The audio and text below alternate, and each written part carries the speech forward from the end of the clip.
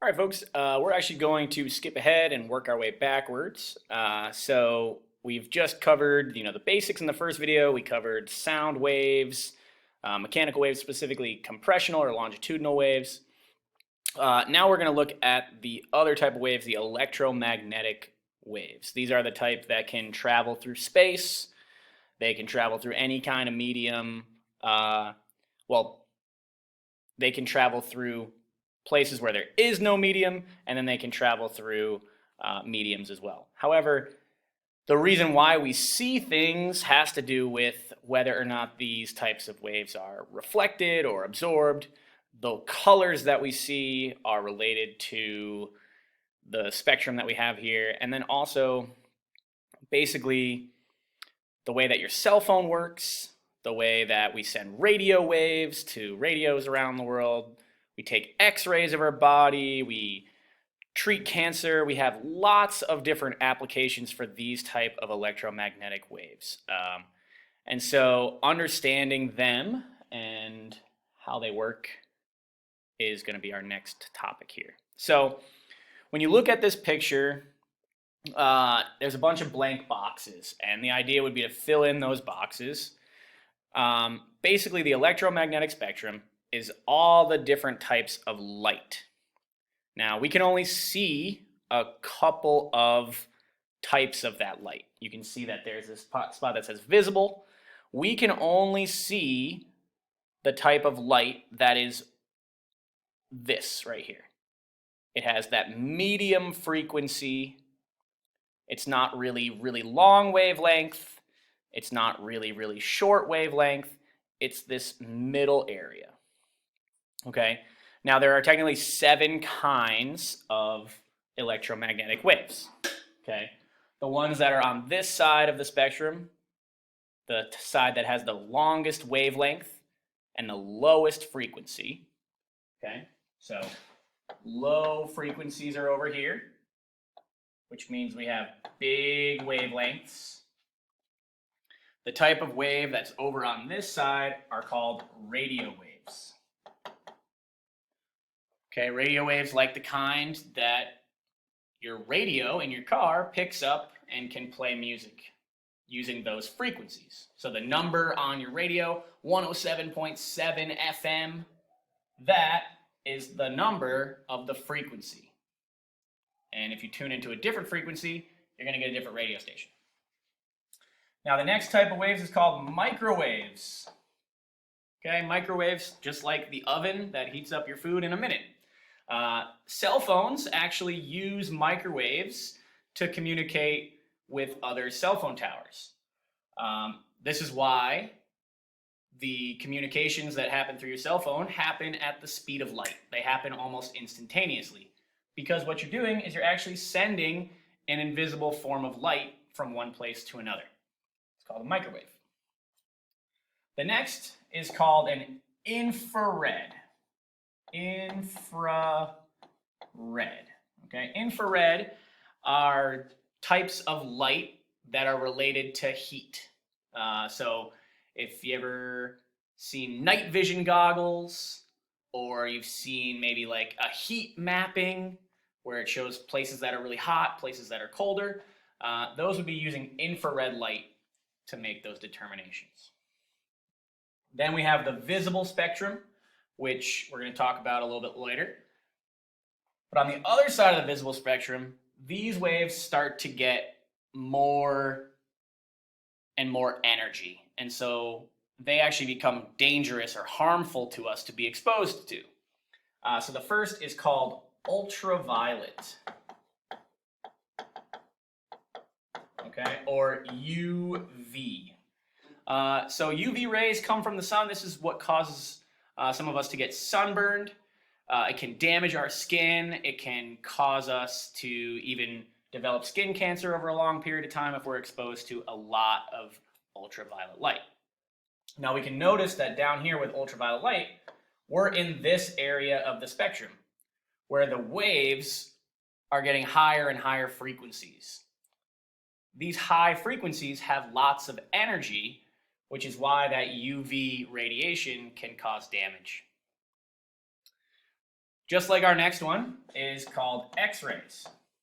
All right, X-rays usually used to take pictures of your bones and stuff because they can pass right through your body, except your bone. They actually get absorbed by your bone, which is why your bones show up in the picture. But X-rays, you don't want to be exposed to them very often because they can be harmful for your body, which is why when you go to the dentist and they take an X-ray of your tooth, they put this big, heavy metal apron on you that actually will reflect and stop those X-rays from going into the other parts of your body because they could cause damage. And then our last and most powerful, most energy waves are called gamma rays or gamma radiation. Gamma radiation, you can see, has extremely high frequency, so it has lots and lots of energy. If you get hit by gamma rays, it actually will kill the cells that it hits. It's really that kind of amount of energy. It could cause you to have some serious problems. It actually is also used in cancer treatments, though. So it could give you cancer, but it could also be used to treat it, because if you have a tumor and it's all the cancer cells are growing there, you can use gamma rays to shoot it and kill off those cancer cells. So we have our spectrum here. We've got radio waves on the side with the lowest frequency. We've got gamma rays on the side with the highest frequency. We've got microwaves. We've got X-rays. And then we've got infrared and ultraviolet light on either sides of the visible spectrum. Now, a good way to remember the way that the visible spectrum works is to use the acronym ROY G BIV, which is the letters that represent the color of the rainbow: red, orange, yellow, green, blue, indigo, and violet. We can remember that red is over here on the side that has lower frequency because it's right next to infrared. And we can remember that violet is on this side of the spectrum that has higher frequency because it's right next to ultraviolet light. And so when you fill in these boxes, it would be red, orange, yellow, green, blue, indigo, violet. The reason why we see these colors, the reason why a leaf appears green, is that the green leaf is actually reflecting that type of light, light that has that very specific frequency. It's reflecting back into our eyes. And we see green because that's the color that's coming back to our eyes. The other colors are being absorbed, okay? So when we look down here at number 22, why does an apple appear red? Okay, the apple appears red because when the wave hits the apple, a bunch of stuff is reflected off of the apple. It is the frequencies that are red. Okay, so red is what gets reflected off and hits our eyeballs. Okay? But what happened to the other colors of light? What happened to the X-rays? What happened to the gamma radiation? All that stuff is maybe hitting the apple as well. Well, some of that stuff is going to pass right through. Like an X-ray would pass right through. Okay? An X-ray would pass right through. A radio wave might reflect off of it and bounce off it that way. Okay? But the reason why we see the apple appearing red is that red reflects off. Okay? But the other colors, other frequencies, are absorbed. Okay, so what that means is When light hits an object, it could do one of a few things. Okay? When light hits an object, the light might pass right through. We call that transmission. Okay? If the light goes all the way through, that would be transmission. If the light goes into here and gets stuck, all right, maybe it hits the surface and actually heats up. Maybe it's heating up a little bit. We call that absorption, because that light is being absorbed. It's not going through and it's not bouncing off. And then the last kind would be reflection, where it hits and bounces off. Reflection. Okay? So the apple appears red because the red light is being reflected. The green light is being absorbed. The yellow light is being absorbed. The purple light is being absorbed. All that stuff is being absorbed. It's not making it to our eyes. On the other hand, if we have glass, why does glass appear clear? Glass appears clear because it transmits all those frequencies of light. There is no frequency that's going to reflect off of it. There's not a lot of frequencies that are going to get absorbed, right?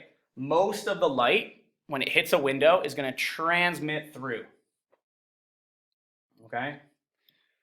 You can definitely complete 20 and 21 based on what we talked about already in the chart up there. So we're going to skip back to some of the other work on the second page,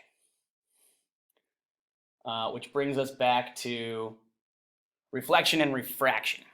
So there's a fourth thing that can happen when light hits an object. So for instance, we said light could transmit, it could be absorbed, or it could reflect. Now, the other thing that it can do is it can refract.